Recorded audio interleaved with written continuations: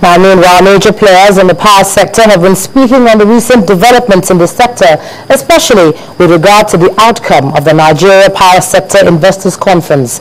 Now, they're promising that given the right environment and support, they will deliver.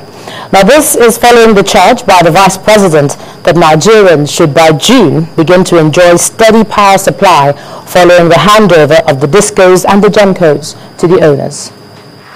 It all started with constant meetings by the National Council on Privatisation, headed by Vice President Namadi Sambo.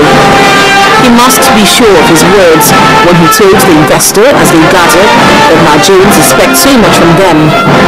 He did not work alone. Some of the participants who worked with him also believe that the new foundation has been laid for the takeoff of steady power supply in the country, but that they still need to be assisted. The government has to assist them by creating an enabling environment.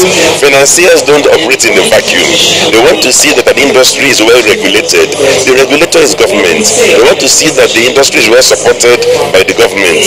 And that's why you have today the executive, you have the Senate, House of Rep, and so on.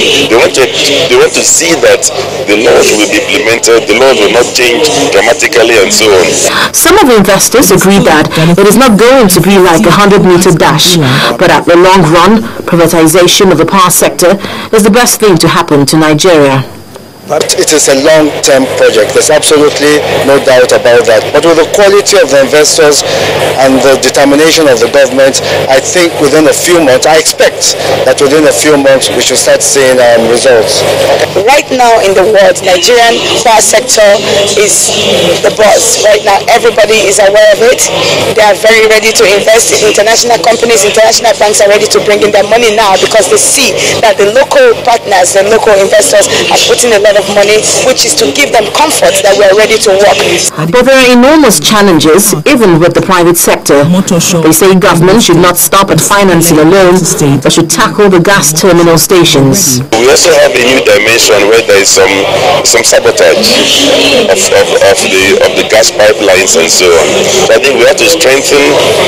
It's no use just repairing pipelines and you don't strengthen the efforts to protect them. So we have to protect what we have, build on the solid foundation, make tremendous gains to e-transmission. The federal government says it recognizes that power supply remains a social responsibility and therefore cannot hands off completely from an infrastructure needed for nation building, hence the need for constant interaction with the private sector. 11 distributors.